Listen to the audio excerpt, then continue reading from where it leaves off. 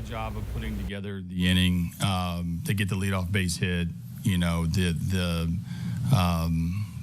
The cued hit to second base. Jose gets hit in the elbow, and it sets up Thomas for an at-bat, which was the exact at-bat we chose earlier in the game. Tarek made pitches, and we got out of a major issue earlier in the game, and he didn't miss the mistake. I mean, I think he yanked it down and away a little bit, and this is the second time in a big spot like that he Thomas came up big and hit the ball out of the ballpark. So we weren't out of it. We kept chipping away and made a game of it, but they are as relentless as advertised when it comes to competing through the whole game and giving themselves as much chance to win as anybody in the league.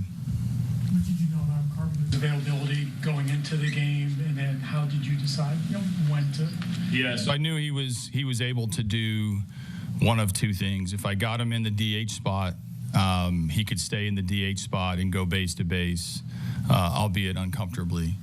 If I hit him in a different spot, then his day was over. So the debate in my head going into the game was, where's the big at bat going to come, where you either need to get, extend your lead, get a lead, come from behind, or whatever. And then when Sweeney led off with a walk, that's as good a time as ever in the DH spot, which now I knew I was going to get a couple spots. Hopefully get a couple at bats out of him. I know how uncomfortable it was for him. He came up really big with that spot and was able to squeeze 3 at bats from him on a day where when I got to the ballpark, I didn't know if he would do anything. And so for that, our training staff did an incredible job. Carp gutted it out and was available for how I used him. Throughout the run, you guys had done a really good job of putting balls in play, creating pressure. Today, the punch-outs happened in bulk. How big a factor is that, and how big of a concern is that part of your game offensively going forward? Yeah, I mean, I think it's so different in playoff baseball because you're facing the best. Like, this is literally one of the best bullpens in baseball. We saw it in its entirety. And obviously, Boyd did a good job getting out of some issues early in the game. I don't know what it means long-term. I haven't had a chance to really dissect it a ton. I know they went to some chase. We chased a little bit more than normal, but they create that by getting into good counts and getting us to swing and miss. So it was part of the story today. We had a lot of opportunities. If you look down, I mean, they only had opportunities in 3 or 4 innings. We had it in 7 or 8, but they got the biggest swing in the biggest moment with the most at stake. And separated themselves, and they were able to hang on with a beast of a bullpen that is tough to deal with.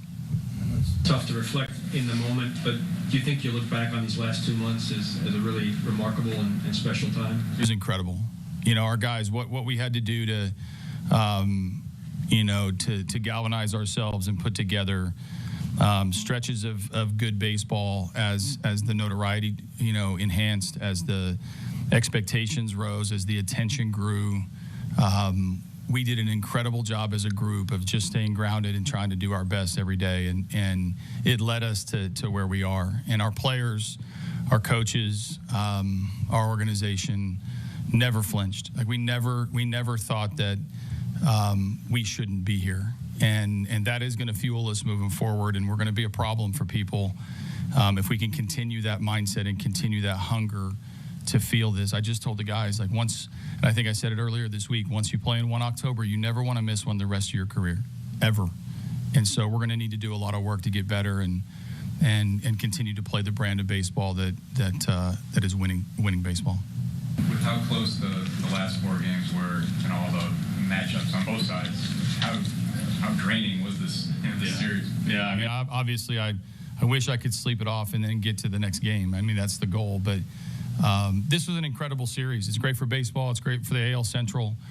Obviously, congrats to Steven and his group across the way. They're more than capable to do more and more winning because of how they go about it. So obviously, when you see how close the game is on so many levels in so many instances, and obviously they did just a little bit more, and so. It doesn't surprise me given how we played these guys the entire season. But hats off to them for winning the series as opposed to, anything else. You anticipate that they'd go with the bullpen so strong? I mean, 8 guys pitched today. Did you anticipate that Matthew would only go 2 innings? Yeah, he got Cade Smith up with Tanner Bybee on the mound in the second inning in Game 4, and so that kind of signaled, what they were wanting to do is get the ball in the hands of all those guys. And I tell you what, those guys, I've been through a lot of playoff series where the bullpen gets used a lot. Not sure I've quite ever seen the Cade Smith, Gaddis, Clase, pitch at that volume and stay at that level. We put some good swings on those guys, and I do think seeing them a lot helped us a little bit as it got on, but they're so hard to score against and so hard to match up against because they can create swing and miss and soft contact and high-end velo, high-end spin, high-end everything. And that's why they won 90-plus games, and that's why they're advancing. I know you don't want this to be the peak of anything, but when you reflect on what...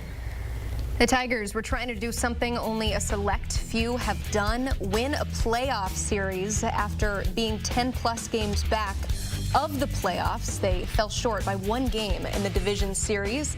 You just heard Hinch call the Tigers' run, though, incredible, saying, quote, "It is going to fuel us moving forward, and we are going to be a problem for people."